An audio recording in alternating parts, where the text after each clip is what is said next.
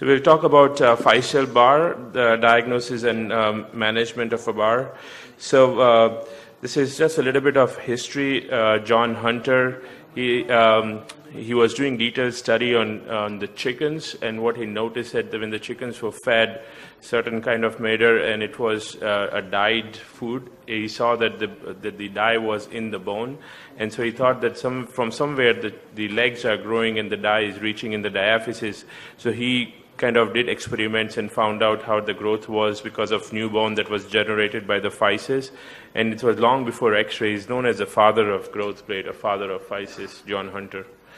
Consequences of disturbance could be an angular deformity, a limb length discrepancy, joint distortion, or a combination. So this is a 9-year-old boy with a type 2 fracture, and the patient had growth arrest, and so 8 years and 4 operations later, now he is skeletally mature, but he's 8 centimeters short and has a deformity, so he needs significant more surgery to correct this. So it starts with one injury, but it would take a long period of time, multiple surgeries to account for a growth arrest.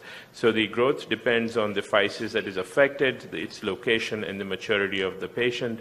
Like in this patient, 12-year-old, 6 months later, there is a growth arrest based on this MRI mapping on a 13-year-old female.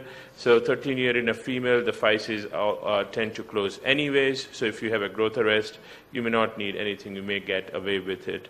The etiology of physeal disturbances, it could be because of loss of physis or loss of physeal function, which is called a sick physis, or it could be because of an arrest, which is bone forming around or through the physis.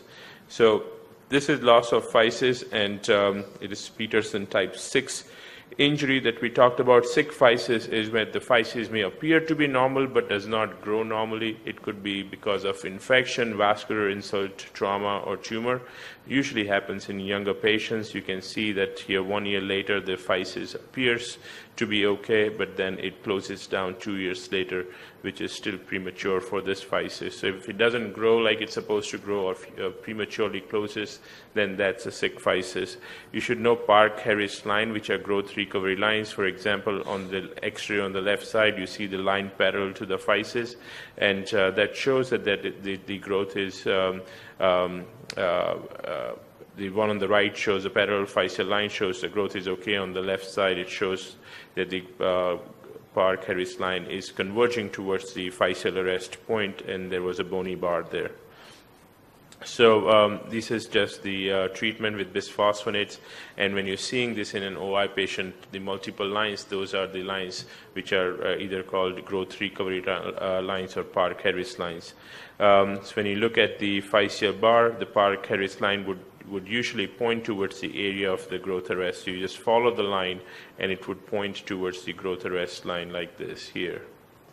The CT is ideal to evaluate for the bone bridge. MRI would show you the physeal architecture, mainly for non-traumatic patients. And we, at our institution, we do what is called MRI mapping, and that shows you the amount or the area of the physis which is having an arrest. This is an example of a mapping. So then software calculates the total area of the physis and the total area of the bar.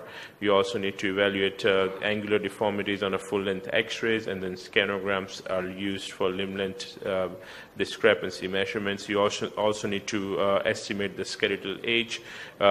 Here you can look at the distal phalanges. If they're open, they have more than 2 years of growth remaining. You also need to know the high-risk growth plates, which are around the knee and the distal ulna. We have close to 50% rates of physeal arrest. There are 3 types. One is central, which would lead to angular deformity if it's eccentric, but there will be tenting of the articular surface if it's in the center. Then there will be peripheral bars, which are on the edge. It can lead to progressive angular deformities. And the third one would be linear. You would typically see in traumatic patients with Salter 3 and 4 would be the linear bars that you would encounter. A periosteum can lead to growth arrest as well. So if you see a gap, you don't need to do an MRI, but you need a reduction where you open it, take out the interposed periosteum, and that has shown to decrease the rate of growth arrest. So how do you manage a physeal bar? Either resection, we don't do any distraction. You might need to repeated osteotomy, still growth, and then you might have to manage it with epiphysiodesis and limb length discrepancy management.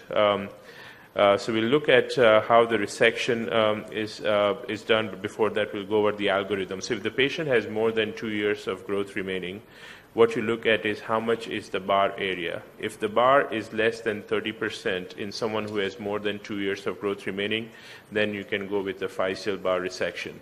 If the bar is more than 30%, then probably you may have to complete the physeal arrest. That means you do an epiphysiodesis, and then you can manage the limb length discrepancy later on, or you do repeated osteotomies during growth, typically one or two osteotomies, so you have to plan it and you space it apart maybe 3 or 4 years.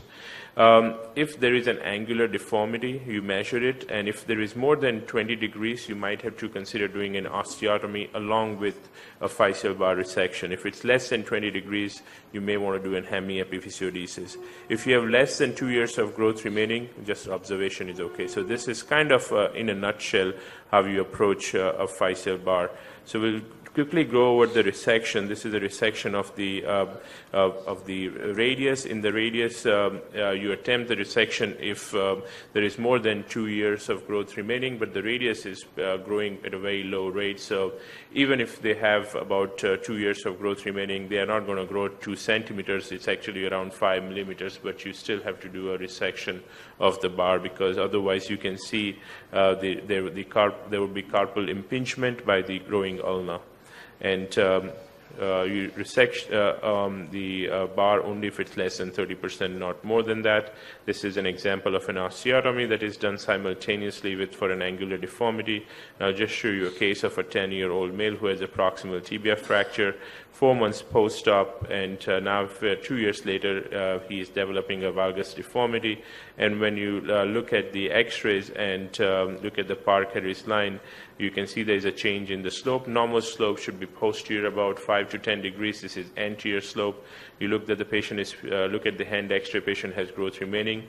You look at the, there is a central bar when you look at the CT scan, and the patient also has an OCD, which was subsequently treated with fixation.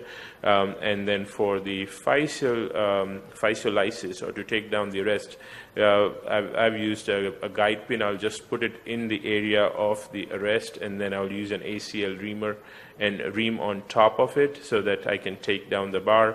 And you can keep on expanding the reamer, go up to the size that you need to. Then I'll put my scope through the area, and I should be able to see the physis on all the sides. Like you can see here, the white line is the physis. So I'll keep on taking down until I see normal physis all the way around, and then you can do interposition of either fat or bone cement or something to hold or to prevent the bone from growing across the physis. So in this case, we use cranioplast, which is a bone cement, but it's transparent and doesn't have an exothermic reaction, so it's not damaging the physis. And this is 1 year post-op. There is a Parikh line, and the slope has been restored. I won't talk too much about prevention, because you already know that you should not manipulate after 5 to 7 days in Salter 1 and 2 fractures, and for 3 and 4 you need anatomic reduction and internal fixation like this, and for displaced distal femur physeal injuries, always stabilize the fracture. Okay, there are other prevention strategies like indomethacin. Acute Langenskiol procedure is when you have an exposed growth plate during fracture fixation. You can put fat on top of it to prevent bone growing across it and respect the physis. Thank you.